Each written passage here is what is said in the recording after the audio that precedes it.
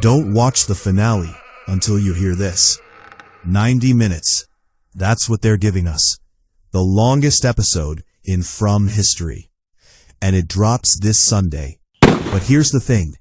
I've been watching this show since season 1, and right now, I'm genuinely scared. Not of the monsters, not of the man in yellow. I'm scared the writers are going to get this wrong. Because after 4 seasons of mystery, talisman lore, reincarnation cycles, sacrificed children, and a town that feeds on suffering, the finale, if a tree falls in the forest, has to cash every single check this show has written. So I put together a list. 5 things that must happen in episode 10, or season 4 becomes the biggest disappointment in this show's history. Let's go. The cliffhanger in episode 9 was brutal. Jade and Tabitha finally slide open the stone slab over the children's tomb. After 4 seasons of mythology, prophecy, talisman iconography, reincarnation loops, they're right there. The bones are right there. And then, the scraping noise wakes the creatures. Now, here's what the trailer confirms. The team does fell the bottle tree. The chains snap against the bark. A shaft of daylight punches through the ceiling of the cavern. The creatures can't enter the light, so we get a standoff. The rope ladder drops, and then Sophia cuts it. That's the sabotage. That's why the ladder snaps mid-climb. Sophia has been slicing through the structural fibers at the diner for hours, playing the traumatized, grieving pastor's daughter, while methodically dismantling every exit route these people have. Tabitha makes it out, but only because Jade physically boosts her. He's left in the dark, alone, as the solar cycle shifts to night. For Jade and Tabitha to complete the reincarnation arc, both of them have to walk out of that cavern alive. If the show kills either of them here, it doesn't resolve the loop. It just resets it. And we've already watched that happen for 4 years. The mythology demands completion, not another tragedy. This is the big one, the one that changes everything. Victor has been screaming about the bottle tree for weeks. The boy in white physically warned him, "You can't let that happen." Boyd and Kenny handcuffed him and arrested him while he wailed on his knees. And they went ahead and felled the tree anyway. Here's what the show has set up. The talismans aren't just protective wards. They're a dimensional anchor system. The bottle tree is the spatial core, the stabilizing coordinate that keeps the talismans active. You uproot it, the anchor collapses. The talismans go completely inert. No barriers, no safe spaces. The domestic walls of FROMville, every house, every clinic, every church, become meaningless. The monsters can walk through any door they want. And Sophia knows this. That's why she let the residents proceed with their extraction plan. Their attempt to escape is the trap itself. The very thing designed to free them just dismantled the only protection they had. But the show has to show us the consequences in real time. Not cut to black, not season 5 will deal with it. We need to see FROMville the moment those talismans go dark and watch the town react. Because if we don't see that moment, we don't feel the stakes. And everything Victor and the boy in white and 4 seasons of mythology were building toward means nothing. Fatima Stevens has been dying since the day she gave birth. By every diagnostic metric Christy and Marielle have, she should already be dead. But she's been sleeping, solving puzzles, sculpting a golem out of mud in her room at Colony House. Clara poisoned her. Sophia forced Clara into a blood pact and had her spike Fatima's drink with the entity's own blood. The result is rapid hair loss, abdominal agony, necrotic black veins spreading across her torso. She's not dying anymore. She's transitioning. The finale is going to take Fatima to her endpoint. Boyd, Ellis, and a deteriorating Fatima descend into the cave system to rescue Jade. And during that battle against the creatures, her humanity slips away completely. She becomes something monstrous. But here's the critical part. In that darkness, with Boyd and Ellis surrounded, some thread of consciousness holds on. She attacks the other creatures. She uses whatever she's become as a shield to get her husband and Boyd through.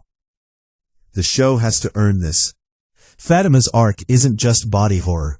It's the show's central question. What do you sacrifice to protect the people you love? If her transformation is just spectacle, without that emotional payoff, it's wasted.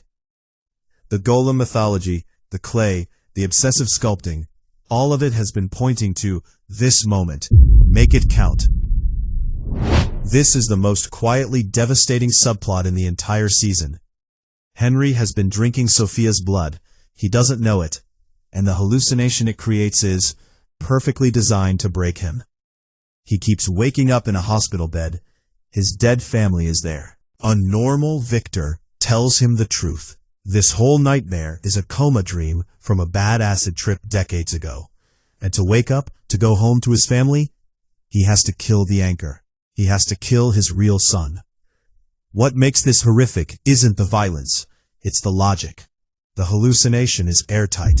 It plays on Henry's guilt, his grief, his paternal love. And the man in yellow designed it specifically because there's one rule he can't break. He cannot directly execute Victor. Victor is structurally embedded in the pocket dimension. He's the sole survivor of the last cycle's massacre. The entity needs a human hand to do it. So Henry has to corner Victor. Has to. That's where the story leads. And the finale has to break the cycle through Ethan. Ethan walks in, a child, and that's enough. Henry drops the gun. The trance shatters, because the entity, for all its centuries of manipulation, built the trap on a father's love for his son. And it forgot that Henry has 2 children. If the show doesn't give us this moment with the emotional weight it deserves, it's not just bad writing, it's a betrayal of everything Henry's character has been building toward. The finale ends at the tree. Sophia, carrying every single stolen talisman, every protective stone the residents of FROMville have spent years collecting, walks to the faraway tree and meets the boy in white.